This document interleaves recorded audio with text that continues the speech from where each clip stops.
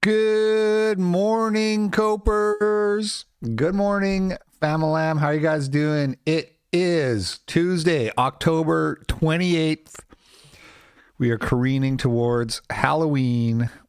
You guys got plans? Good morning from Swift Current. Good morning, Caps.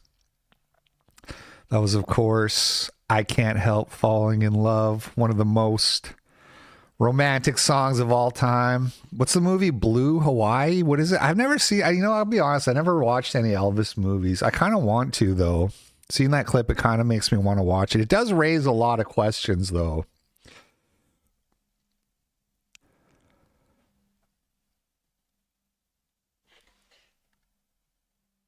Thank you, Ked's Dead. Again with the power chat. This is turning into a real annoyance. This thing not just working for some reason. Keds_dead sent $3 NJF bot accusers on suicide watch RN lol. Thank you, Ked's Dead. Yeah.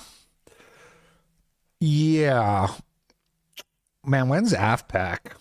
Can we get an AFPAC? I want to go to AFPAC. I'm excited for it. American AF movie, American as Fuck. Blue, what's this? Blue Hawaii? Is that what it's called? I kind of want to watch it now. What is it? Blue Hawaii. 1961 Elvis Presley musical film. So he's, it raises a lot of questions. Are Hawaiians white? First of all, what's the deal there? Was Elvis the original race mixer? And why is he singing to the old woman? Is he the original hag maxer as well? That's the real question. No, I'm kidding, of course. Obviously, he's just rizzing his girl's mom, which is just, that's just good strategy right there. Always be rizzing your girl's mom. But the old lady does look kind of swarthy. The girl, she looks white, so Japanese origin. Oh my god. All right. We got a long video to try to get through today, so let's start the show.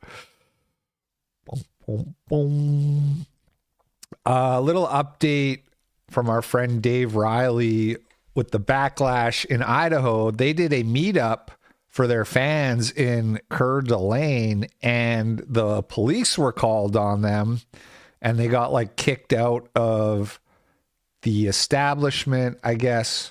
8 cops showed up to bust up their meetup. Very threatening look, a gang of dudes.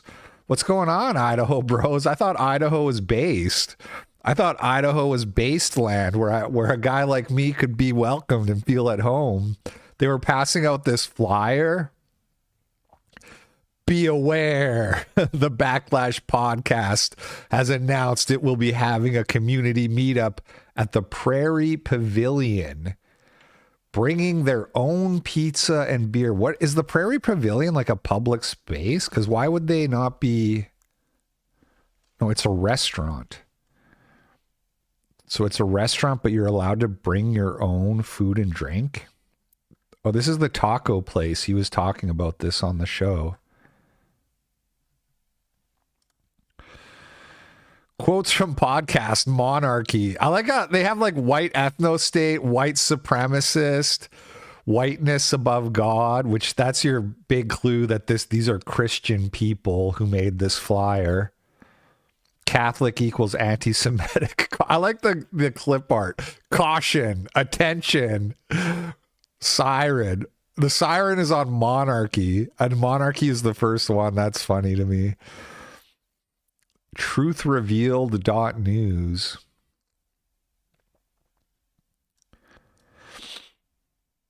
Look at this. This is the worst tweet they could show. How long did it take you to figure out that these were the good guys? Father Charles Coughlin, Franco, Mussolini, and Mosley. Not even a Hitler. Do Christians really still pretending like Mosley was a bad guy? And or Franco of all people. Are you do right-wing Christians who are like boomer conservatives, anti-racist types really not like Franco?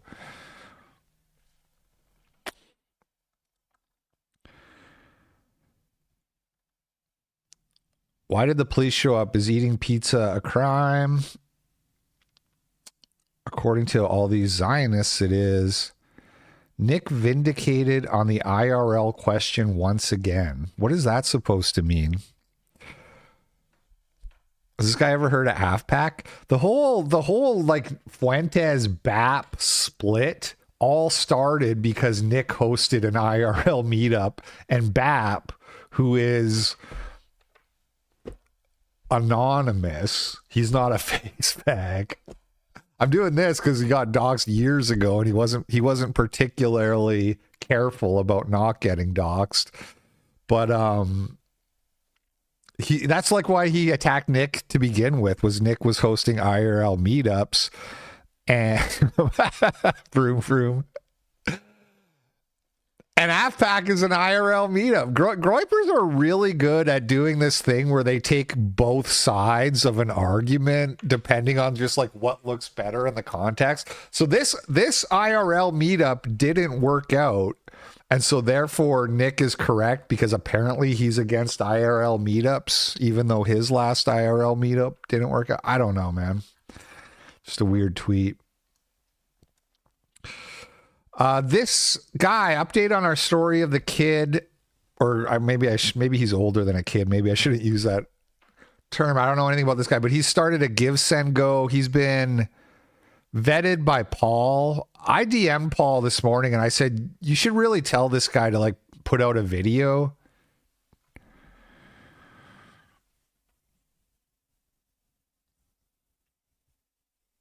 Bro, what I gotta fucking clear the power chat cache every time a text comes in? Like, what are we doing, guys? What a fucking email power chat and complain. You're not the only game in town, power chat. Neanderthal sent $5. I'd be impressed if any of them could tell you who Mosley or Franco are beyond evil fascist. I bet if I switched it over to the live joiner one, I bet it would work better. The Vampire Frog one. The only reason I haven't done that is because the video chats aren't quite there yet for Vampire Frog. Yeah. Probably correct. He's against imitating militias. Well, so meeting people at a restaurant for drinks and food, is that more like an IRL meetup or more like imitating a militia? You tell me. Anyway, I think this guy should put out a video just confirming that his identity and that this is his Give, Send, Go. And I mean, I think it is. Paul confirmed it on his end already. But also, like, I would like to know, just hear, like, really briefly, what were you doing? Like, were you just trolling? That's fine. I'll still send a donation. I haven't sent one yet, but I plan to. But it's like, what were you doing? Were you just trolling? What was the thought process? Let's check out the top donations. 1488, Jordan Keller. Non-anonymous.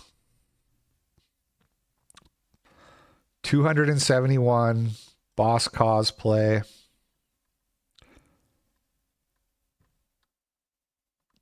So anyway, I'm going to support this guy with a modest donation. I'm not going to tell you that you should or shouldn't. That's up to you. But I mean, I explained all the reasons why yesterday, so I won't repeat myself, but I'm going to send him a few bucks.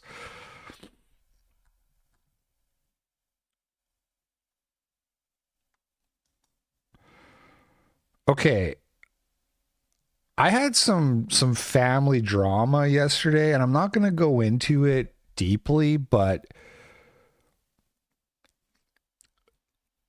everybody, so like my wife's sister is pregnant. We had the gender reveal thing, and they're like liberals, her and her husband. They're much more liberal and like secular than the rest of the family. And the sister, she sent my no jumper video to everybody on her husband's side of the family who were all at the gender reveal party. And like, I'd never met any of them before. And so apparently they all hate me and think I'm this horrible, terrible person.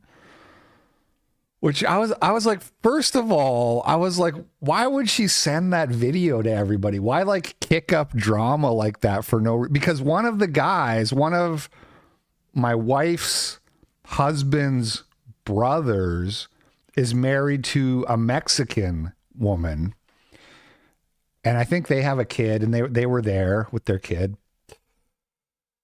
And, you know, so it's like, why would you even do that? And then secondly, like, what is even so bad about that video? I went there and I was like, hey, I'm here on behalf of the white delegation to ask black people to please stop killing us every day in America. It was like, that was like the video, that was like the conversation for 2 hours. And, so I asked that, and apparently the reason it was so bad was because at one point in the conversation, I used the phrase chimping out. That was like, you know what I mean? So they're done with us now. They're not coming to Thanksgiving. It's me and Allison's birthday is coming up. They're not coming to our birthday things. I'm trying to organize like a bowling thing for the whole family. It's fucked up. And so, you know, I'm like, whatever, you know, I'm like, all right, well, like, whatever. Like I made peace a long time ago with people not liking me. I do think it's stupid, and I don't really understand, because family is so important to me. I don't really understand. Like, you're not gonna go have Thanksgiving with your family now because one guy said something objectionable in a podcast. But LB came to bring a sword. Yeah, I mean, I feel bad. You know what I mean? Obviously, like it's very awkward for everybody. Luckily, everybody else, like Allison's parents and that, they know I'm not a bad guy. They don't like agree with me on all my views, but they know that I'm not like some hateful person, you know what I mean? So they're kind of like, they're not really holding it against me, thankfully. But it's, you know, it's awkward and it's fucked up. And so but Allison's the one who's most, you know, distraught over this whole thing and wants to like mend it and that. And I was like, you know, and so she's like, what, you know, what do I say? What do I say? And I'm trying to tell her, it's like, you know, you can't just, there's no like silver bullet to red pill people. There's no like, there's not like some like magic paragraph you can read to somebody and they're going to be like, oh, I get it now. My red pilling took years and years and years of like watching like videos over and over and over again and paying attention and like reading and hearing arguments from people. It's a process. It's a long process. And people will like just have a knee-jerk reaction against even listening to begin with because they don't want to go down that road. And this video here, the only real reason I bring it up is because this video is such a good example of like, if you watch 10,000 videos like this, maybe you'll actually get it if you're a shit lib, but it's not easy.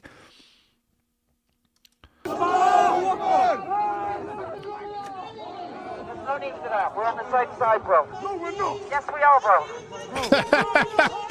Okay, so this is in the UK. It's a big Muslim march where they're all wearing balaclavas covering their face like a bunch of like violent hoodlums. threateningly marching through the city screaming Allahu Akbar. And on the side, you've got some white shit libs who are like, hey, man, peace and love. We're all on the same side. And the Muslim screams back in his face, no, we're not. There's no need for that. We're on the same side, bro. No, we're not. Yes, we are, bro.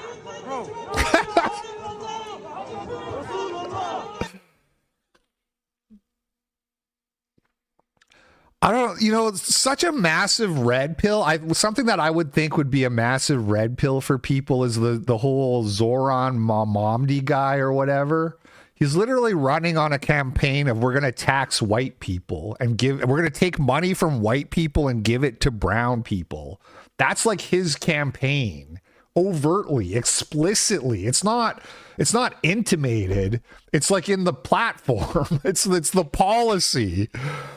And then you have people going and interviewing people in New York. Like why are you voting for whatever his name is, Zamdani, whatever the fuck it is? And these brown people are like, well, he's going to stick it to the white people. It's like, dude, this is a problem. Do you not see it? As a white person, do you not understand that this is a problem for you? And that you should be doing everything you can to stem the tide of demographic change. How do you not get it, man? So it's like suicidal. These people are just suicidal.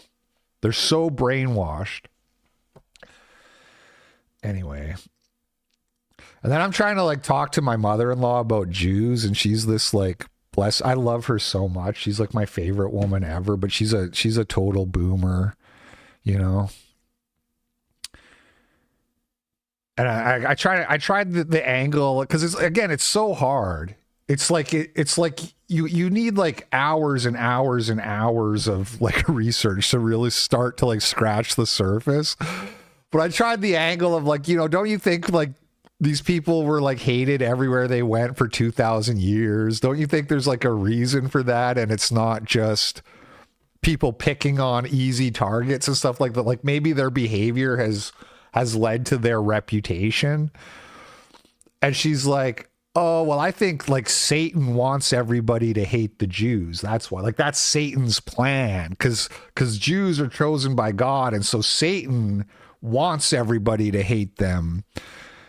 And I'm like, Sarah, Jews reject God. Like 90% of them, 95% of Jews reject Jesus, ethnic Jews. And that's literally Satan's end game, is to make you do that. That's like his goal, right? And whatever else there is, lust, greed, all these other sins, real sins like lust and greed, or fake sins like racism and homophobia, which, by the way, it's so easy to for a boomer to understand how homophobia is a fake sin, but then racism is this whole other thing. They go hand in hand. They're both these extremely progressive ideas. But you can easily explain how like homophobia is like a fake made up sin. But then you try to do racism and it's like a whole nother story. Right? But when Satan tries to tempt you with lust or greed, or the whole point is to make you reject God and reject his son. He's already there with Jews. They've already rejected him. They killed him when he came on earth. You know what I mean? But anyway, I don't want to get into a big theological dispensationalist debate here. But it's just, and I said this to Allison. I was like, there's no point. There's no point trying to like change these people, really. Sorry about the situation, LP. Maybe Matthew 10:34-36 will help out. Do not think that I came to bring peace on earth. I did not come to bring peace but a sword. For I have come to set a man against.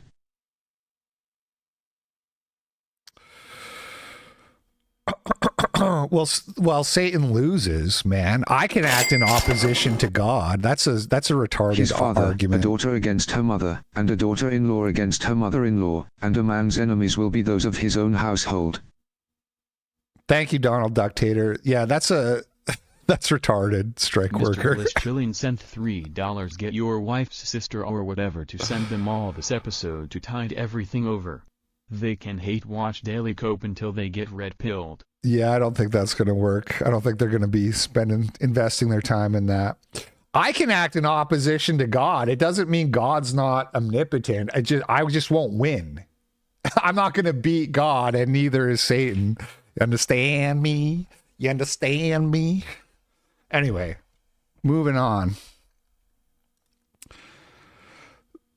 Remember the troon who was dressed up like Charlie Kirk getting shot in the neck? Well, he got doxxed. They doxxed the shit out of him, and he deactivated his Twitter account. So, total chud victory there. And speaking of troons, this was a story from February that, had like 5 minutes in the news cycle, and everybody probably forgot about it, but a trans-identified woman, meaning a young girl who identifies as male, was planning to shoot up her school on Valentine's Day, and they arrested her shortly before the attack back in February of this year, and she has now pled guilty for that. An Indiana teenager accused of planning a mass school shooting agreed to a plea deal. According to the court documents, Trinity Shockley pleaded guilty to 1 count of conspiracy to commit murder, which is a level 2 felony. In February, law enforcement officials received an anonymous tip that Shockley was planning a shooting at Mooresville High School, which is southwest of Indy.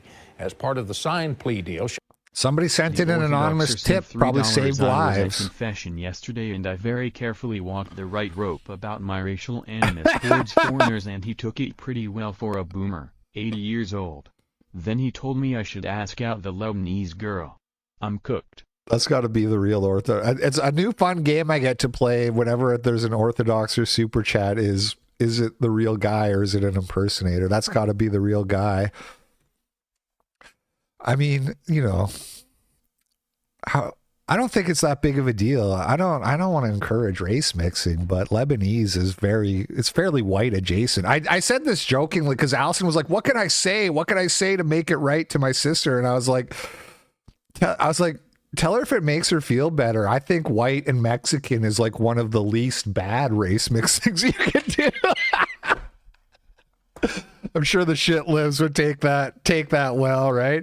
Hey, just so you know, in the rankings of race mixings, white and Mexican is pretty low on the list of how bad it is. Oh, shit. Thank you for the $3. And I mean, I know people don't like when you say anything degenerate like that, but it's like their kids are probably going to look pretty white. And if their kids marry somebody white, then their grandkids are white. So that's like a fairly self-correcting problem. I'm not encouraging it. I don't think it's ideal, but it's easier to fix. It's a problem that's easier to bleach out than other ones, okay? Yeah, basically AMQZ. Basically that. I'm sure that would go over well and smooth everything over. I was like, I don't know why everyone's freaking out. It's not like she's black. Shockley would be sentenced to 20 years. Now, the deal still needs to be accepted by the judge, but as of right now, Shockley's sentencing hearing is scheduled for next month.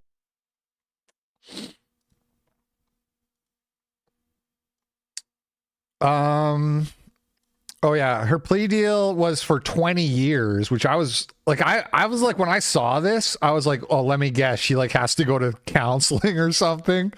No, actually 20 years is the sentence, is what is in the deal. The judge still has to accept it. And then I looked at another report that was a little more detailed where they said it was 12 years in prison and the rest like suspended, but still for planning to do something, that's a pretty serious sentence, and for a plea deal as well, not for like skipping the trial. Like that's a pretty harsh sentence, but you know, deserved. She was going to murder people. One Drop Purist sent $3. One drop. Bleaching is impossible. Once a nigger, always a nigger. Okay. Family lineage destroyed, nigger maxim. This has been a PSA from One Drop Purist. I fucking hate niggers. Nick is still brown and so is Revelator. Oh my goodness. Shots fired, but thank you for the $3. Hey, we're all entitled to an opinion. $3 knock knock. Thank you. Who's there? I don't. Am I supposed to say who's there? Are we doing a super chat chain? Candace Owens has released some private texts sent to her from Charlie Kirk before he died, where he was predicting his death. Charlie says, Kanye, you are going to be the Iron Lady of America. I see it so freaking clearly. I might be Moses, though. I might not see this whole thing through. LMAO. If that is the case, be my David. Candace TTT sent $3 knock knock. Who's there? You messed up the joke. You're supposed to say who you are. That's the second part. Candace says, dude, you don't even realize your power yet. Charlie says, if I tell you the true prophecy, I know in my gut it's really sad, but I hope it's wrong. Anyway, I am not sure if I will live to see the end of this revolution. I believe you were the peace God meant me to meet that will finish the fight.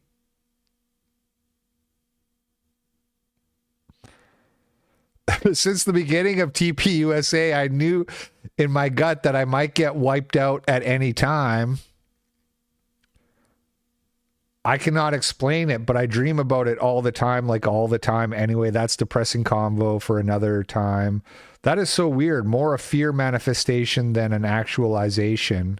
Well, no, it turned out it was real. Not really afraid of it, but I'm just telling you what I know to be true. It is kind of weird.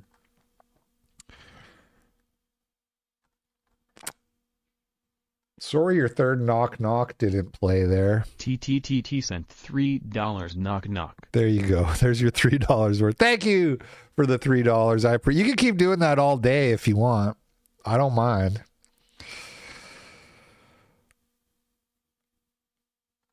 Why did her text autocorrect to Espanol? Yeah, actually, yeah, that is kind of weird. That's never happened to me, I don't think. And speaking of Charlie Kirk, TTTT sent $3 knock knock. Thank you for the $3. Charlie Kirk, this is New York Post. This is posted today. Charlie Kirk's suspect's trans lover, Lance Twiggs, goes missing 6 weeks after political assassination. So this guy has disappeared. No one knows where he is. And when the power was out, I watched this Turkey Tom video, and I want to just give a brief review of it. I'm not going to watch it on stream or anything, but it's an interesting video. If you want to understand the psychology of Tyler Robinson, the man who shot Charlie Kirk, if you want to understand his psychology, this video, which explains the psychology, it explains it all. Now, having said that, it's exactly what I thought. But it's like makes the picture so clear and confirmed because TTT sent $3 knock knock. Thank you for that. Is this a Halloween thing? I don't get it. So some guy who knew them both and hang out at the house with them all the time playing Magic the Gathering, by the way, they would all hang out and play, I'm guessing EDH. I'm going to go out on a limb and guess that these cringe lords were playing EDH, also known as Commander, which is not, you never catch me playing that scrub noob. What is it? What is the word? What's the term when you're like jerking off in Magic? Anyway. Tyler Robinson is like a loner autist dude, right? Socially awkward, like online Reddit guy and he falls in with this like crowd of Magic players, but this guy here is like a druggie and mentally ill. He's like a mentally ill drug user. Yeah, am I about to get shot? Is that the joke? There's going to be like a real knock on the door. I'm going to open it up and get blasted on stream. What should be my final words in case I die? TND and TTT, which is for trans, TKD, and so on and so forth. Yeah, I have Dinesh. I actually have that coming up. The N word, yeah. I'd like to say one last thing before I go.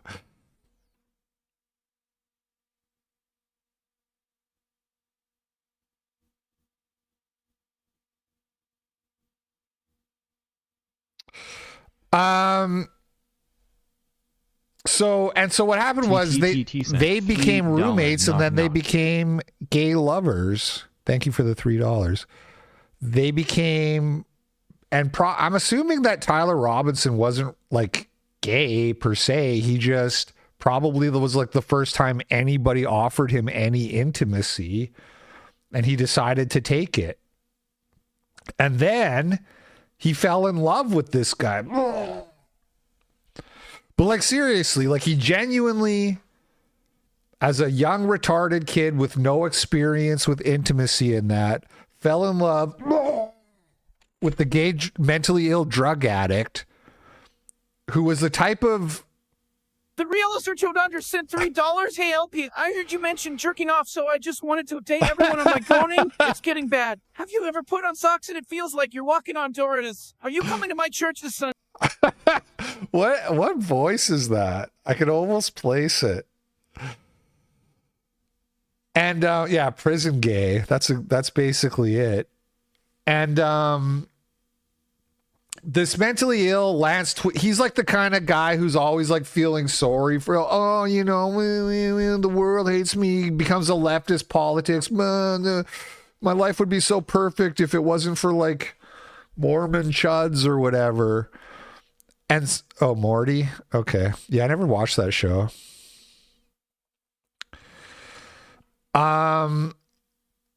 And so he killed Charlie Kirk. It was like a love letter to his gay lover. It was like, oh, I'm sorry this man has hurt you, my sweet, which we all knew already, but it's all like the picture is very clearly confirmed in it. So if you're interested in that, it is a pretty decent video by Turkey Tom standards.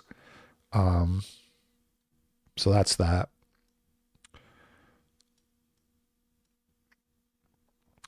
Dinesh D'Souza says, when I debated Nick Fuentes, I got frantic texts from Charlie Kirk asking me why I gave him any attention, but now Tucker has done what Charlie feared most, platform Fuentes, and gave him a friendly, uncritical hearing. I challenged Fuentes. Tucker shamelessly promotes him.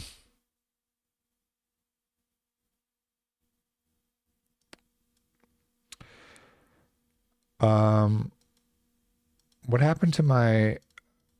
I thought I did have the Dinesh D'Souza tweets.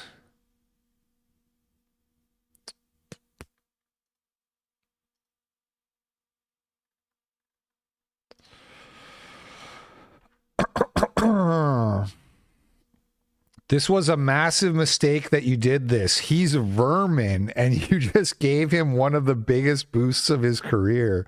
Strong words from Charlie Kirk about Nick Fuentes. You have no idea the damage you did by talking to him and complimenting him. You are making him even bigger. We've been fighting this guy for 6 years, and you are the first mainstream voice to debate and give him a compliment, which then makes him bigger and more powerful. Dinesh says, I'm getting a ton of this. As a younger guy myself, was amazed to hear from your experience. Very good points.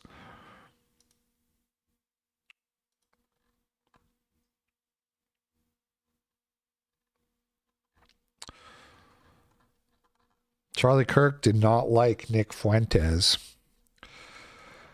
And then you have, but of course, Charlie Kirk was scared to ever talk to Nick Fuentes. So did he really know the guy, or did he just hate the idea, the boogeyman? Ted Cruz says, it's remarkable and sad watching Tucker turn into Nick Fuentes. Zionists are not happy. The Zionists are not happy with Tucker Carlson. Josh Hammer says the great Charlie Kirk is rolling in his grave right now. Simply despicable. The True Orthodoxer sent $3, I believe. It was Morty from Rick and Morty, but you really should come to my church, Ob. TTTT sent $3 knock knock. Dude, this guy's starting to creep me out with the... I'm not going to lie. Ever since I said that thing about coming to kill me, I'm a little bit like... I'm going to check. Make sure no one's walking up my driveway right now.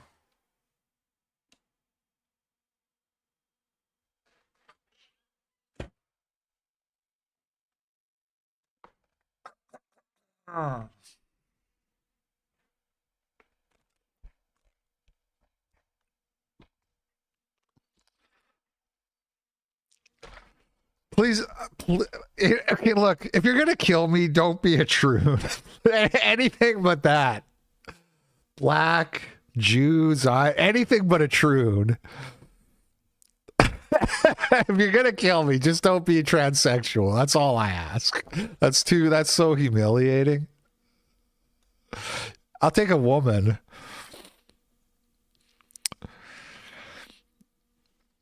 Anyway. These guys all get to speak for Charlie, even though... TTT sent $3. Whoops, I accidentally sent it twice. Could I get a refund? Good one. Good one. Oh, my God. Anyway, here is the interview. I have not watched any of this whatsoever. I hope to try to get through the whole thing, which means it's going to be a longer show, but we'll see. Thank you for all the donations, TTT. I appreciate it. Even if you got me a little on edge here. Nick Fuentes, thank you for doing this. Yeah, thank you for having me. I wanted to meet you. I've heard about you. I've heard about you. So, well, thank you. I want to understand what you believe. This is crazy, by the way. This just like dropped out of nowhere. Alex Jones kind of teased it, but this was very unexpected. And I want to give you a chance in a minute to just lay it out, not what you're pivoting against, which are a lot of the same thing. You know, I agree with you on some of the things you're pivoting against for sure, but what do you affirmatively believe? So I just want to stand back and let you explain. Lance Twiggs bound to yeah, anything but that. It's not a mentally ill, drug-riddled troon. Let me at least go out with some dignity. But first I want to understand how you got to where you are, how you became Nick Fuentes. So this is my understanding of your life arc, and tell me if I'm wrong. You show up at Boston University. You grew up in a suburb of Chicago, kind of working class, western suburb, and you show up at Boston University in the fall of 2016 at the height of the battle between Trump and Hillary. It's like this kind of pivot point in history. And you show up with a MAGA hat, and you have a Trump hat, and you have like basically off-the-shelf Republican views. Yes. And so describe what the views that you had then, and then describe what happened. He sent $3. I'm outside, but don't worry. I won't hurt you. I'm a super fan. You're definitely not. I just checked.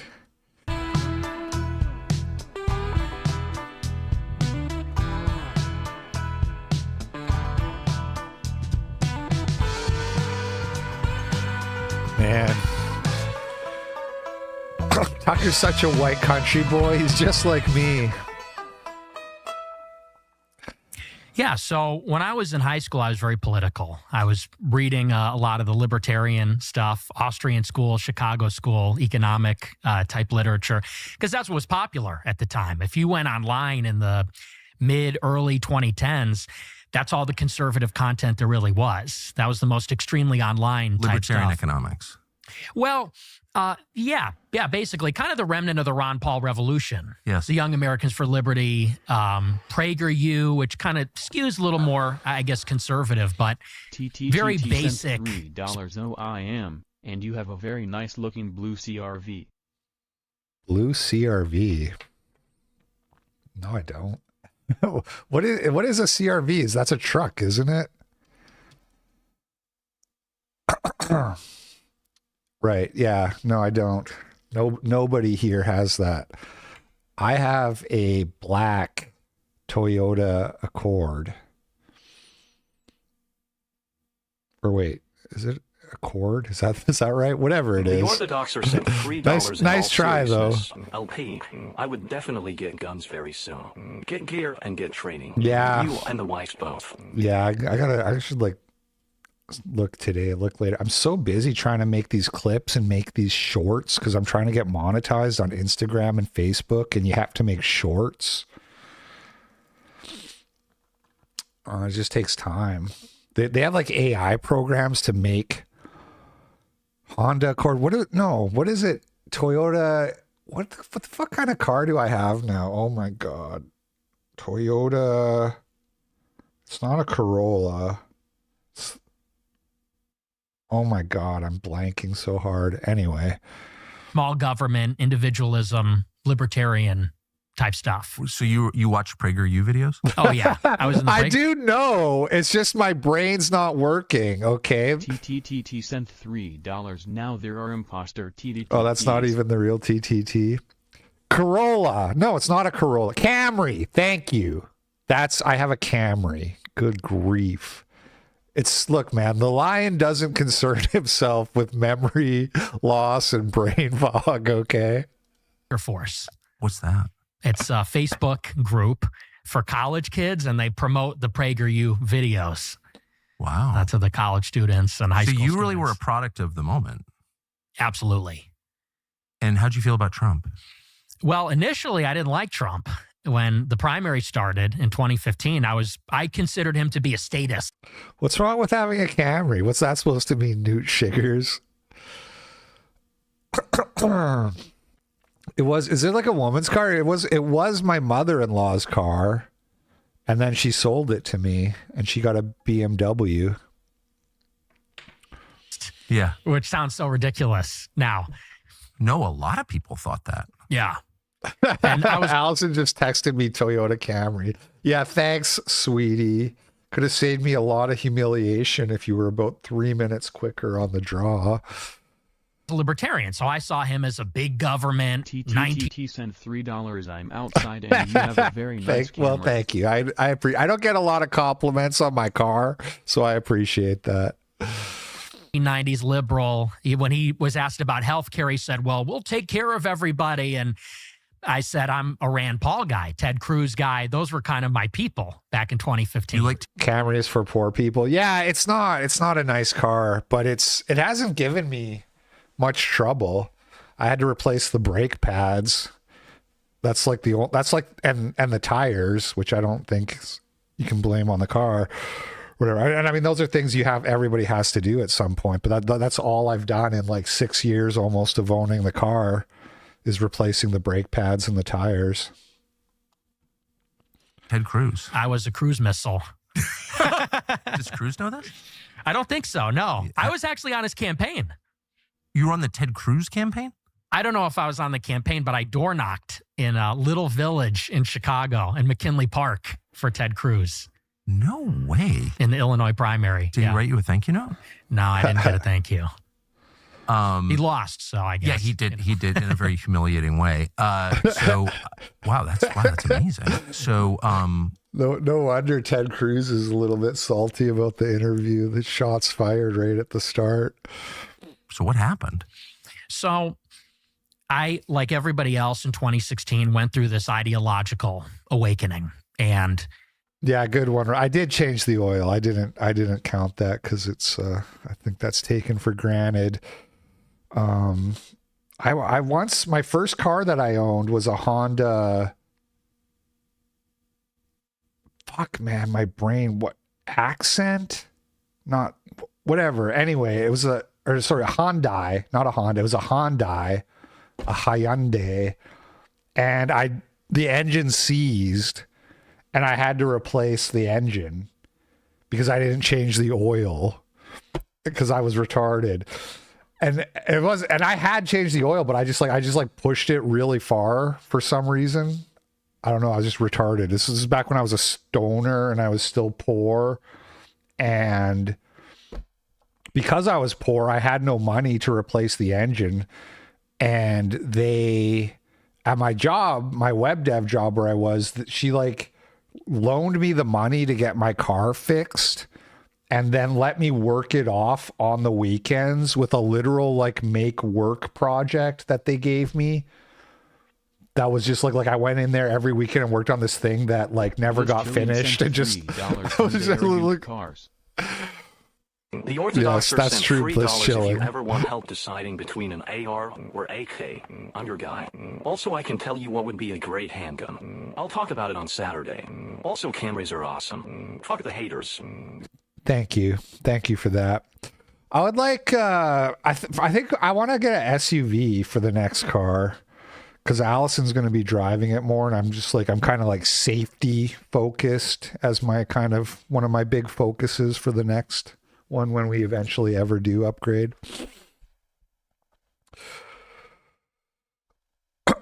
Okay. Anyway, it was really cool that they did that because I would have been fucked without my car, is the point of that story. First, I shifted to Trump. And the first realization that I had is it started in 2016, actually, because the primaries, started in 15, around April or May. But also get your oil changed if you're a retard. On Rumble. LP, come outside. I wanted to show you this cool new motorcycle helmet and crossbow gun. Huge fan, BTW. Thank you, Walulu. It sent $3. My sister decided to change her oil once and filled the oil sump all the way up to the top. Hydra locked her engine and then the filler cap shot off of the engine and lit her engine bay on fire. She changed it herself? Who does that? What kind of woman does that without knowing what she's doing?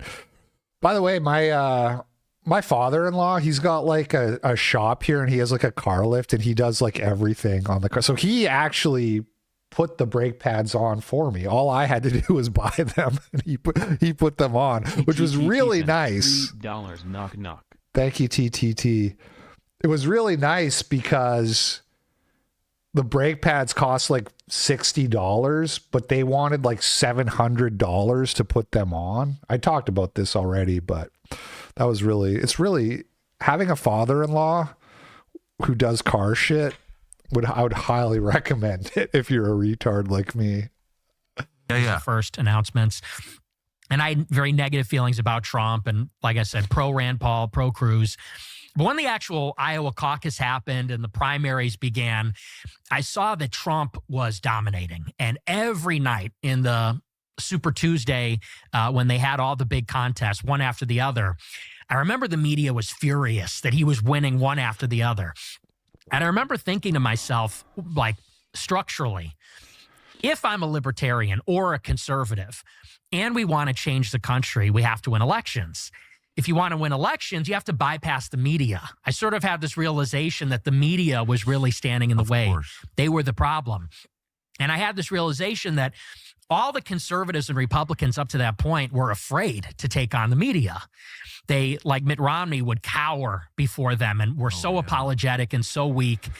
And so initially I said, I actually don't ideologically agree with Trump at all, but he will destroy the liberal media, or at least their monopoly on thought and opinion. Yes. And then a breakthrough can occur. So that was kind of the first hump. And I said, I could get behind Trump because he's a winner. He'll win for our side. And that was kind of the first big thing. And then as I listened to him more and more, his speeches and his rhetoric, I started to think about immigration. Which you hadn't really considered before? Never. And the reason why is because I was from a 95% white suburb. So the diversity had not really reached my corner of Chicago yet. Neanderthal, some $10, your birth father may not have taught you car stuff, but your father-in-law will never teach you the discipline that only coaxial cables can instill. Oh my God. I gotta stop talking about my family with you people. I gotta learn to shut my fucking mouth. Me and my family, not so much my family, they grew up in the city, but growing up in the suburbs, I was insulated from that. So it was just not even, it's actually, you're going to love this. This is, I don't know if I've ever even said this on an interview before. I was listening to Mark Levin's show. This goes to show how normie I was. Actually, that's funny. When I was talking to my mother-in-law, back to talking about my family, when I was trying to red pill my mother-in-law on Jews yesterday, she literally said, "What about guys like Mark Levin, though? They're good." And I was like, "Oh man, oh man." I listen to him every day. You listen to Mark Levin every day? In high school, yes. Wow. I was a fan. I loved his show, and I actually liked how he was kind of obnoxious and mean to his callers. Yeah. Vicious, and I liked that. I thought that was funny. But I'll never forget one show. He goes live, and he says, "America's becoming a majority non-white country. Does anybody think that's a good idea?" And I was thinking to myself, yeah, that actually doesn't sound so good. I didn't really even think that America's becoming majority minority like that. And, wait, so you were radicalized on race by Mark Levin? Yes. Are you making that up? Or that's a real story. Amazing. Mm-hmm. He planted the seed at least. And then I saw a graphic on 4chan. I remember when my seed was first planted. I was on Facebook, and it was a post from Cat Black, the transgender SJW. And I can't even remember exactly the content, but it was something along the lines of like, it was like talking about white privilege, and this would be about 2013, 2014. I think it's probably 2014, maybe 2013. And somebody was saying, is like, look, we don't like hate white people or whatever. We just want to like, blah, blah, blah. And then Cat Black were like responded and was like, no, like actually we hate white people basically. And I was like, that's weird. Cause like I was taught my whole life that we're not going to be racist anymore. Like that was like, when I saw that, I was like, oh, okay. So this is what they think about us. Or Twitter, and I'm sure you've seen something similar. It said, this is what the map looks like, the electoral map. If only men vote, if only women vote, if only whites vote, if only non-whites vote. And it became very obvious what the electoral problem is. It's demographics. These immigrants are coming here. They're going to turn Texas blue like they turned California blue. Yeah, I saw it happen. Yeah, and you look at even the opinion polls. These people don't believe in free speech. They don't believe in the Constitution. The Second Amendment is a libertarian. The things basically. That are American, things that are important to you. They don't believe, they don't understand these things. And so I said, that Cat with a K. Well, I'm pretty sure the Cat Black SJW, it's Cat with a K and Black with a QU. So that's like maximum pretentiousness. Cat Black. It's another political obstacle. You've got the media. You've got immigration. So I'm thinking like, well, we're going to vote for Ted Cruz. He's going to be the constitutionalist. Sent $3 when I was a young boy. My dad would come home drunk and lay out a toy snake, a Twizzler, and a coaxial cable. I always picked the coaxial cable because fuck him. What movie is that from? That's some movie or like he's like, yeah, my dad used to lay out like 3 different switches or whatever. We'll vote for Rand Paul. He'll be the libertarian. But what stands in the way of political power for us? It's the media and it's immigration. So I said, well, we got to get Trump to beat the media, build the wall, deport the illegals. And once we set the country straight, then we can actually have our constitutional republic back. That was kind of the idea. And that's the mindset that I had going into college. Amazing. So then what happened? So I go to college and I'm just, at that point, a huge Trump supporter. And you got to understand, for me, for my generation, so I was 18. I turned 18 in August 2016. And to us, That's Trump... amazing. Yeah. Well, because we're like the first generation that was influenced by Trump coming of age in that moment. No, I say it's amazing because when you're living in something, you don't appreciate its full significance. But to be 18 in August of 2016, so this really is, as you're forming your views and really yourself. Yes. In the middle of this. We'll admit that we are not the most disciplined snackers. When the pantry calls, we answer. It can be cruel. But what if there was a way? He said you can't stir for 25% off. Teflon Don, like he could go into any scenario and win. Like he was unstoppable, unflappable. Nobody could score points on him. He just seemed like, you know, they said you can't stump the Trump. Like he could not be stumped. And so he just had this aura of $3 will. This is Dr. Sean's alert ego TDTT. All of us psychiatrists have one. What is even who is Will and who is Dr. Sean? What the fuck is even going? I don't even know where we're at anymore. Inevitability, invincibility, and I loved that. And Swanson, hey, wait, doesn't Tucker's family own Swanson or something? So I went to Boston Nepotism University. I got on campus in September, and I was... Where's my Swanson sponsorship? I see how it is. Wearing my MAGA hat everywhere, in the dining hall, walking down the street, and it's a city campus. So you're walking down Commonwealth Avenue, and you know you're in the city of Boston, which is super liberal. And at that time, it's different than it was now. People were getting fired for wearing MAGA hats. People were getting punched in the face. It was like being a Trump supporter was out there actually back then. It was controversial. It was controversial everywhere, not even, you know, just in liberal Boston. But so I was wearing my hat everywhere, and I was just getting accosted constantly. In the dining hall, people would come up and yell in my face. Some black girl in a hijab ran up to me and said, you know what you're supporting? You're racist, this. And I'm trying to get my pizza, you know, I'm trying to get my oatmeal or whatever at the dining hall. This was happening constantly. And so I was going then on Twitter, and I had... It was really crazy. Like there was... And that was part of the reason the Hypocrite page got so big on Facebook, because I would just post these videos of liberals like freaking out. And remember, like, triggered was a big meme. People don't really say triggered anymore. I kind of think we should bring it back, actually, because I do like the idea of, like, shaming people for spurging out, even though I spurg out sometimes. But that was like a big meme because it was like a daily occurrence. Like somebody would just like see a MAGA hat and start screaming in public or whatever. And I would just post the videos on my Facebook page, and it got really big from that. A small Twitter account with my real name and face. And I had, you know, maybe 200 followers, and I'm posting about my experiences. And I caught the attention of a lot of people on campus for wearing the hat, for posting on Twitter.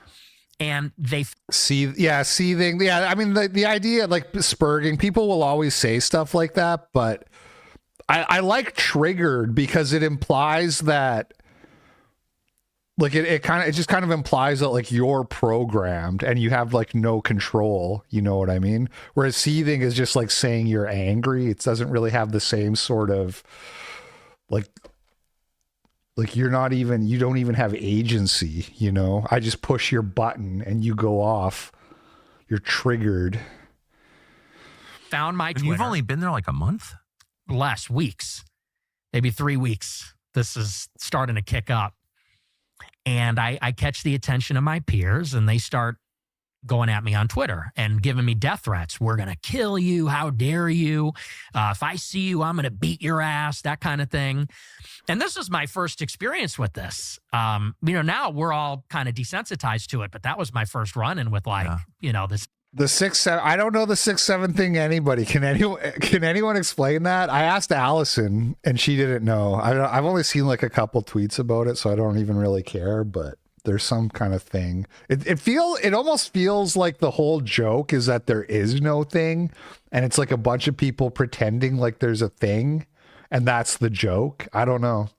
I really don't care either, but intensity from the left. So I file a police report. I get real nervous, and you know when. Oh, dude, Snowflake was a banger. Honestly, like snowflake and triggered, those are like way better insults and memes than whatever we're doing now. You're a student, you can't really avoid other people. You're in a dorm room, exactly. you're in the, so you're vulnerable. And anyway, long story short, sent $3 knock knock. Uh-oh. So one of these guys from the campus libertarian group, Young Americans for Liberty, he reaches out to me and says, hey, I'm not going to say his name, but he goes, I go to a school in Boston. I'm from YAL. He said, and I'm just gonna start calling people snowflakes and saying they're triggered. I'm just gonna act like it's 2016 forever. I'd like to set up a debate with you and one of these people that's been giving you a hard time on campus because they were doing a lot of events.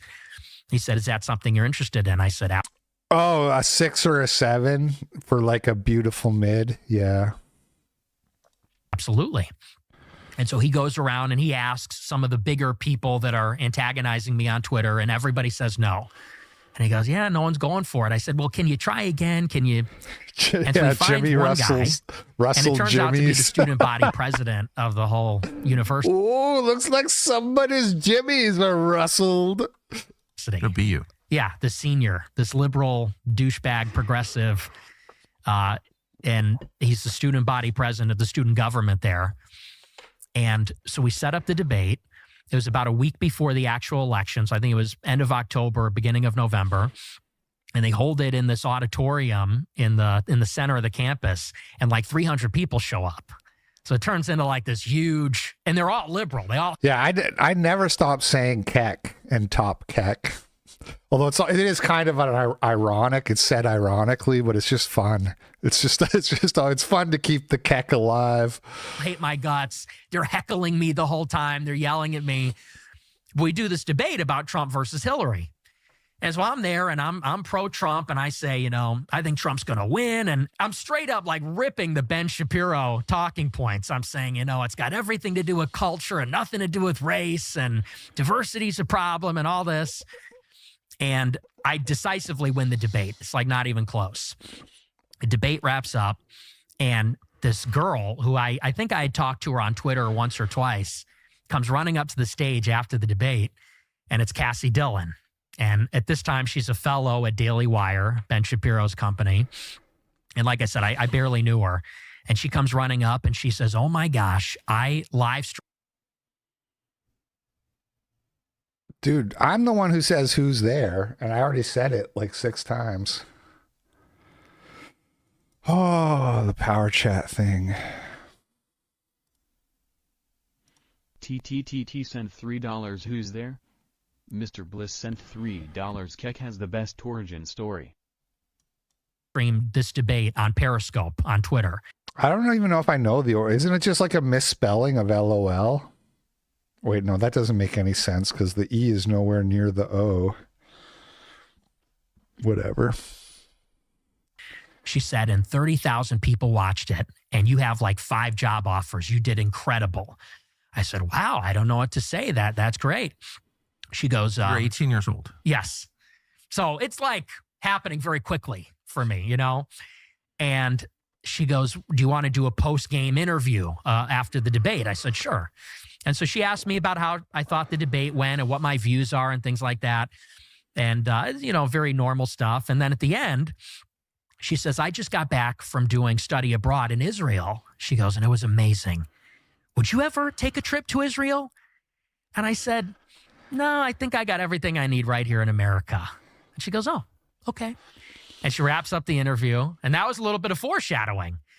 And this begins a relationship, not a romantic relationship, but we become friends and we start talking. And she's plugged in, like I said, at Daily Wire. She's talking to people at Right Side Broadcasting Network, the college Republicans. I start to develop this friendship. TTT sent $3. Could you stop interrupting my joke? I'm trying to practice it. Mr. Bliss sent $3. Keck is a translation of the acronym LOL, laugh out loud, when reading text written by members of the Horde faction as an alliance player in the online multiplayer game World of Warcraft. Okay, got it. With her, and over time, she lands me this show on Right Side Broadcasting Network. And in this time, I'm really starting to lean into America first. I'm becoming more pro-Trump as time goes on. And what really stood out to me was Trump's inaugural address in January 17th. So this was just a couple months later. And in Trump's inaugural, he says famously, a new vision will govern our land. It's going to be only America first, America first. And I said, that's me. Like, that's what I believe. Yeah. I'm an American. And there was one thing that happened just before that that really struck me as strange. And I've told this story before. I'm not going to spend too much time on it, but suffice to say, Barack Obama in the lame duck period, so the Democrats lost the election. He's on his way out. There's a resolution of the Security Council condemning the settlements in the West Bank in Israel. And typically, the U.S. delegation will veto those resolutions condemning Israel. Well, Obama's on his way out. He's got nothing to lose. So the U.S. delegation abstains from the resolution, and it passes. And Fox News and all the pro-Israel conservatives are calling him an anti-Semite. They're saying he hates Jews. He's an anti-Semite. He hates Israel. And I saw that, and it struck me as strange because it seemed hypocritical. It seemed like how when conservatives would critique anything about race, we got called racist, or anything about feminism, we got called sexist. All Obama did was uphold U.S. policy on the West Bank that we've had since --67, which is we don't support the settlements. I said, how is it anti-Semitic to just be $3, great man. Now I forgot the punchline. Thank you, TTT, for all the donos. Those add up, so I appreciate it. Distant on our U.S. foreign policy, like I said, which is a oh yeah, Cozy's fucked. I actually is it actually playing? So that's just like a replay, right? I'm not live on Cozy. It doesn't go live, but when I end the stream, then the replay. So this replay will show up on Cozy after I end it, but it's not live on there. I messaged Black Swan about it, and he's going to pass it on to the developer. I don't know if they're even going to fix it at this point, though, because Cozy's like such a dead website. Like it's like me and Bosef are like the last Cozy streamers, and then like I know Wurzelroot puts like a promo, and I think politically incorrect or whatever. Brit, like she does that too, but they don't really even stream on there anymore. So I don't even know if they're going to fix it, but yeah, Cozy's currently broken. I hope they do fix it. I like Cozy. It's just a nice website. Republicans. It's really my favorite as a streamer. It's my favorite for streaming. It's my favorite platform, which is saying a lot because they're competing with Kick, Twitch, DLive, but I just think Cozy has the best. It's the most streamlined. The sticker thing is awesome. So I hope they fix it. Democrat consensus. And I got attacked for this. I wrote a big article about this. I tweeted about it. I tweeted at Ben Shapiro. I said, I've never seen anything on the Daily Wire that's actually critical of Israel. And he quote tweets me. And at this time, I have 1,000 followers on Twitter. How old are you? I'm 18. I'm You're still a freshman in college, yeah. Mm-hmm. And this is even before I started my show.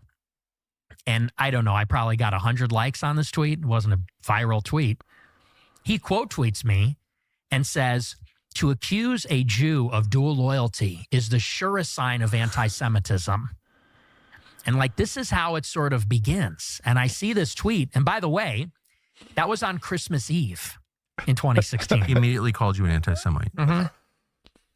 So I'm driving to Christmas Eve Mass with my family. And I see on Twitter, the notification comes up, Ben Shapiro quote tweets me, calling me an anti-Semite. And I was like, what is this? Like, why is this guy attacking me? Because I don't have a platform at this time. I'm not an influential guy or anything. And so then I put out another tweet, similar. I said something like, if you're China first, you should live in China. If you're Mexico first, you should live in Mexico. If you're Israel first, maybe you should go live in Israel. And again, he quote tweets me and says, you're an anti-Semite. That same night? This was, I think, a couple weeks later. Happened a little bit further down the line. And so... Were you surprised that he knew you were? Yeah, I was. I was surprised at why he cared. Yeah. Because I'm thinking, how does he even know who I am or what I'm about? And it turned out that Cassie Dillon, she had texted him earlier and she wanted him to take me under his wing. She texted him after that debate and said, you know, you really like this guy. He's amazing. He did this great debate. She goes, but he's a little too pro-Trump. He's a little too Trumpy. And he goes, I'll take a look. And so I guess the two of them were kind of like grooming me in a sense. They wanted me to go maybe and be a Daily Wire or maybe looking me as a potential conservative activist or influencer. And so they started paying attention to me. And the more critical of Israel I was, I started to get this really intense pushback from the both of them and from a lot of the people at Daily Wire. Why do you think, so you're an 18-year-old college freshman, you're clearly talented and you're engaged, you're really interested, and you ask not crazy questions like, what is this? Mm-hmm. And rather than explain it, they just call you a racist, call you an anti-Semite. Like, that's the first response. That seems like the least effective. Well, it turned out to be not very effective in your case, but that seems like the least effective thing you could do. Why do you think they did that? Well, I think that you have to look at it not in retrospect because hindsight is 20/20. And so it was effective at the time. That's the thing. Yeah, it seems like it would turn the person off, but if your intent is not to convert the person or change their mind, but simply to get them kicked out of the conversation, it was extremely effective, right? And Nick was banned from YouTube eventually and all this stuff because labeling a person an anti-Semite works. And so you label them that, and then the ADL goes in and the SPLC and they write articles about you.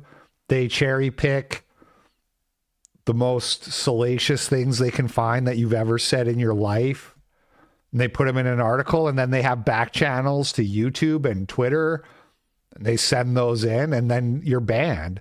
It was actually highly effective, which I think is what Nick is about to say.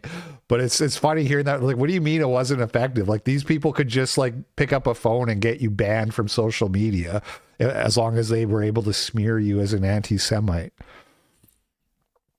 And by like calling somebody an anti-Semite over something tepid, you're kind of baiting them into saying something a little bit spicier, right?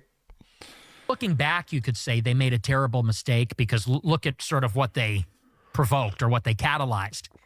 But at that time, you got to consider, I'm 18 with no following, with no network. I'm coming from the suburbs of Chicago. My parents didn't go to college. I have no connections. Yeah, a lot of times you didn't even have to get people banned if you just put the fear of God in them, right? Or the fear of Satan, some might say, by just the threat of like, we are going to smear you. We're going to put this stink on you. So you better get in line. And so for them, it was very easy that if they detected that a promising young guy was going to become anti-Israel in the conservative movement, they could crush that person easily and grind them under the heel. So they sort of were alerted, oh, there's a precocious young guy that isn't on board with Israel. We'll keep an eye on him. And if he gets too vocal or popular, we'll cut him down. We'll crush him. Because at this time, as you know, in 2017, it's a very different time. 2016, 17, any criticism or dissent on the subject was a death sentence. You became... Have Charles on again. I do want to get going with the progress report. It's just, I'm so pressed for time. I'm trying to get this guy to make the clips for me. But we've had a bumpy start. I don't know if it's going to work out. I hope it does, but because it's just like, that's kind of just like better for me in terms of money. But I have a lot of people I've been thinking about bringing on the show. Radioactive, unhireable, blacklisted, and that's exactly what happened. And basically from then on, it was just this escalating series of blacklisting, censorship, hit pieces, rumors to try to ostracize me from the movement. And while you're a college student? Yes. As a freshman, yeah. Most coffee companies sell weakness, watered down drinks from faceless that he believes. Yeah. Shapiro seems like a big part of your political evolution. Yes. You went from a fan/acolyte to an opponent and then just pivoted. Shapiro-Nick debate when, you guys? You think that's ever going to happen? It feels like it would be really hard for Shapiro to kind of like defend any of this, but they wouldn't necessarily even have to talk about that. Against everything. Yeah. That he believes. Yeah, it was because it was this new dialectic. Yeah, I know Jim Bob. That Trump forced. Yeah. I would have him on. Trump planted the seed. And the seed was America first. Yes. So once you accept that, a lot of the way we're doing things becomes impossible to support or justify. Right. The contradiction becomes apparent. It gets moved to the center, and it becomes unignorable if you're consistent. So what kind of efforts did they make to make you go away? So this is a couple of months down the line. Look, man, if somebody who watches the show every day and knows how to edit videos wants to make clips, or not every day, but you watch the show regularly, because I can give you timestamps. You don't have to watch every minute of every show. I can be like, hey, here's the timestamps, make this segment, train you up. It's kind of tedious work because it's just mostly taking out the breathing parts and the parts where I stutter and repeat words and shit like that. But I will pay you a modest amount of money. If you're decent at editing, you'll make around $25 an hour to start, and then more potentially down the road. If anybody wants to do that, get in touch. I'm not giving up on the current guy yet, but I just don't know. I don't know because it's been like 2 weeks and he hasn't got a first clip back to me yet. And really, ideally, I need a quick turnaround. I need the clip from the show should be out the next day, ideally. So, it's like I spend about 1 to 2 hours a day on it. So you should be ready to do around an hour a day, almost every day when there's a clip. Anyway, feel free to reach out if you're interested, because I really need to get this off my plate. First they would try to dissuade me from asking questions because the best way to hit me up.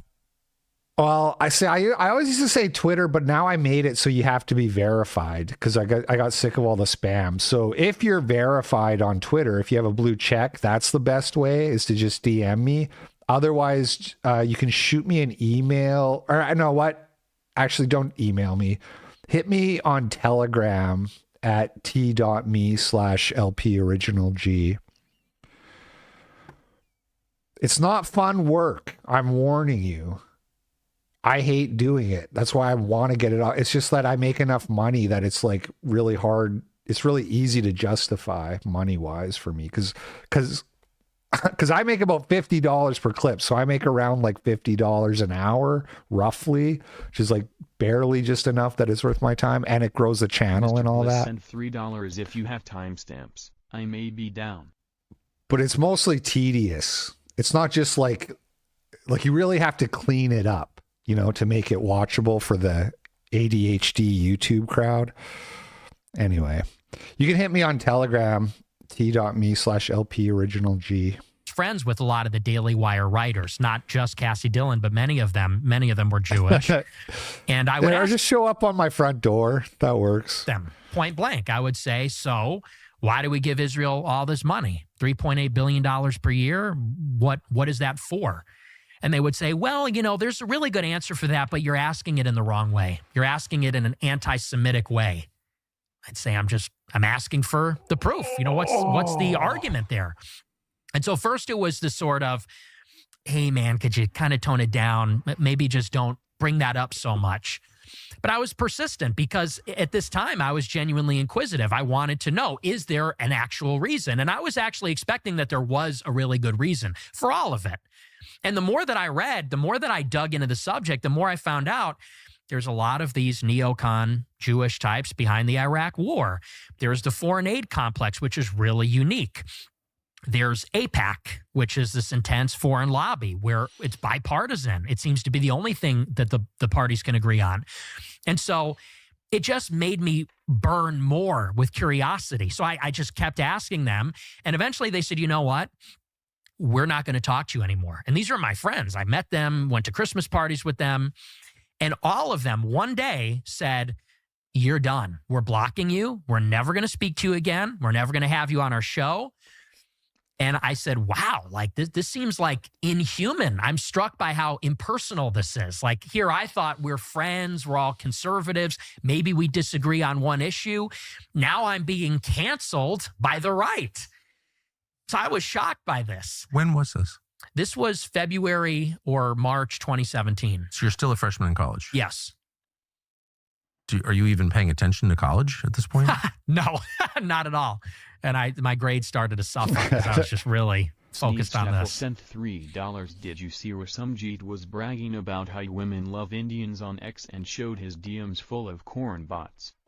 I didn't see that. It's hard to know how much of that stuff is trolling or just like engagement baiting. Even Jeets know how to bait engagement by pretending to be stupid and stuff like that. It's, you know, they're not a smart people, but they do kind of understand scamming and psychology a little bit.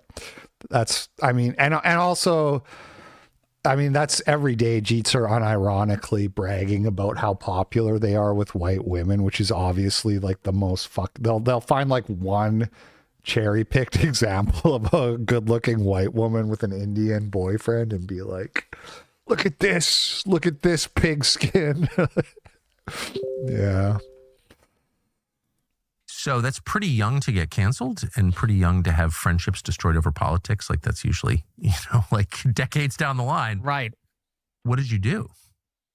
Well, I just became more emboldened. And so I took this story on my show. At this time, I was on RSBN and I had this show, which I named after the inaugural. It's called America First. And I would kind of subtly bring up the Israel topic and say, you know, this is something you're not allowed to talk about. This seems like an apparent contradiction. It's a big problem. And they escalated their attacks. Cassie Dillon would call my boss, who she was friends with, at RSBN every day for weeks, saying, you'll never believe what Nick said on his show tonight. It's so racist. It's so bad. You got to take him off the air. It's going to make you look bad. And I would then get word from my boss, Joe Seals. He was the founder at Right Side. And he would call me up and say, I don't know what has gotten into Cassie. I thought you guys were friends. But she is calling me every day hysterically, demanding that I fire you. And I was like, wow. Like, so it just keeps getting worse. It starts with this, like, they're very weird about the subject. Then they don't want to talk to me. Then they're trying to get me fired. And I'm thinking, okay, so clearly what I'm asking about, there's some truth there that they don't want. I should have asked you this earlier. Did anyone during the course of, you know, pre-cancelization say to you, here are the reasons? You're not asking the question correctly, but there are reasons that our foreign aid to Israel is so high. Like, and here's what they are. They did, but in a very general and vague way. As you know, it's never specific. They would say things like, well, they're our partner in the Middle East. They're a democracy in the Middle East. Just as very vague. It's rhetorical. And I read The Israel Lobby by Mearsheimer and Stephen Walt, and they break it down very succinctly that there's no real strategic benefit. Actually, there's strategic liability. Eastern Mediterranean is not a strategically important region. The intelligence that Israel provides is not useful. Actually, it's detrimental because they frequently lie. The technology we give them, they pass along to the Chinese, which was a big scandal. So I would give them all this and say, yeah, that's not adding up. And they would say, yeah, well, you know, you really just can't talk about that. Your friend said that to you? Yes. Wow. Okay, so what happened to your job?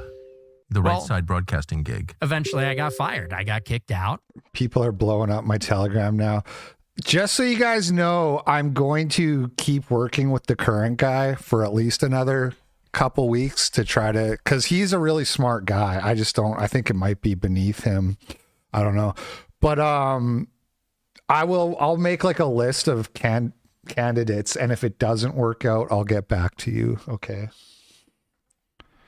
Why? Because one of these clips that Cassie Dillon had a problem with, she ran it up the flagpole. She took it to Media Matters, actually, which is a left-wing outfit. They're like a cancel mill. And wait, the Daily Wire person took it to Media Matters? Yes. Are you sure? I'm 99% sure. Huh. What was the clip? It was a clip, ironically, where I was talking about the travel ban, the so-called Muslim ban, and I was defending it. And I said that the First Amendment does not protect foreign nationals. It doesn't protect Salafists, Wahhabists. Right. He's like, I said, they're saying that there's a constitutional right for radical Muslims to come here. And I said that, how are they protected by the First Amendment? They're foreign nationals. And the authorial intent of the First Amendment was actually not even to protect that to begin with. It's kind of anti-Christendom radical ideology. So it's something, ironically, that probably Shapiro and Cassie would agree with, but they recognize the currency that a clip like that would have with the left, because the left could say, you're Islamophobic, you're racist. So she brought that to the left, saying, look at this guy. It's not that he's anti-Israel, but he's anti-Muslim. Yes. Well, that's very interesting. Yes. It's the MO. They're always, these guys have, for the entire time that this culture war has been going, these guys have been passing stuff to the ADL, to the SPLC, Gavin Wax passing the group leaks to Politico, feeding stories to the media. This is how they operate. And so that clip appears on Media Matters, which at the time... globalists. This is how the Chi-Coms operate. I was the subject of a lot of attacks from them at the time, and people kind of listened to them. Yeah. Including on the right, they listened to them. Yes. So what happened? So I had to write an apology. My boss called me up and said, you need to apologize for what you said. For being anti-Muslim. Yes. And so I didn't... A contest is not a bad idea. I could pick like a timestamp segment and give it to like a bunch of different people and then just hire the guy who does the best job, pay the other guys like $20 for their effort. Right. I'm sorry, but I had to write something like, well, I should have chosen my words more carefully and this, that, and the other. And ultimately, then they fired me anyway. A couple weeks later. Yeah. And what was the pretext for that? Well, they wanted to get in the White House press office. They wanted a press pass. And they said, the stuff you're saying on the show isn't like a good look for Right Side. They're not going to let us into the White House if you're with us. But the pressure in this scenario came exclusively from the Daily Wire. Yes. Yes, because, and here's how I know why. My show got maybe 100 live viewers every night. Not a powerhouse show. No. So the Media Matters was not on to me. They were put onto me by people in the right that wanted me canceled. Yeah, well, that's interesting. So then what do you do? You're failing in school. Your show just got canceled. What's your plan now? So I dropped out. College. Mm-hmm. Yep. And I hated college, and it was very expensive. Even I had a substantial scholarship, but it was still expensive, and I didn't like it. So my plan was that I was going to go to a different college. I might work for a year, make some money. And eventually I got the show back about a month later. They came back, and by popular demand from my 100 viewers who were very dedicated, Right Side offered me the show back. And so I took the show again over the summer. I didn't even know that he was on Right Side News. This is like, some of this stuff is new to me. I didn't even know Right Side News went back that far, to be honest. I thought, for some reason, they were like kind of a recent thing. And then I applied for a job at the Leadership Institute. That was kind of the next big saga. But you didn't get that job. No, I did not get the job. Why? Well, I was told, because I knew people that worked there, that were field representatives there. It was a field representative job. And so I went out for a job training at the end of July 2017. So after that second semester, and I applied for this field rep job. It was this 2-week training. And I go there, and on the first day of the whole thing, they go around the room of all the prospective applicants. It's like a big tryout, basically, for 2 weeks. And they wanted to get everybody to break the ice and know each other. So we did introductions. They said, say your name, how old you are, and why you're a conservative. And at this time, people are not where, let's say, we are right now. They're not America first. They're not anything like, they're not talking about great replacement. That's not on the radar for them. So you go around the room and you hear stuff about small government, free markets, personal responsibility, that sort of thing. And they get to me and I said, well, I'm a conservative because we're losing our civilization because of mass immigration. America doesn't resemble America anymore. France is no longer France. I said, and if we don't conserve the demographics, forget about the rest. That's what we need to conserve. And I said that. And I was told later on that at that moment, I was immediately disqualified by the people that were running the job training. On what grounds? They said that was too far right. That was too extreme. Worrying about who lives in your country is far right? Apparently. When we started this show, we were looking for a very specific sponsor. We wanted mouth.com from a north. Thoughts on the the first quarter of the interview here. This is what I said by how difficult it would have ever been for Charlie Kirk to talk to Fuentes. How difficult it is for anybody to talk to this guy after smearing him so much, because he just sounds so reasonable.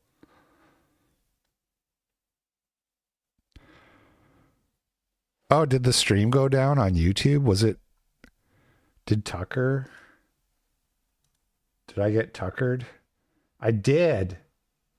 Policy violations.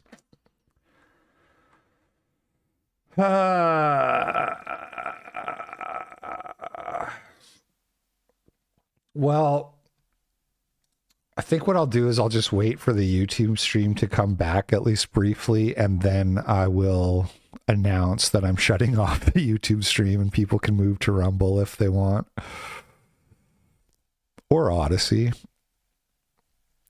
But that means I need to do something in the meantime.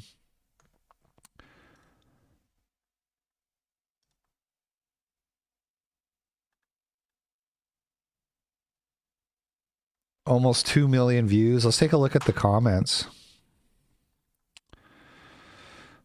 Matt Walsh. Oh yeah, Matt Walsh. That was the one I was saying.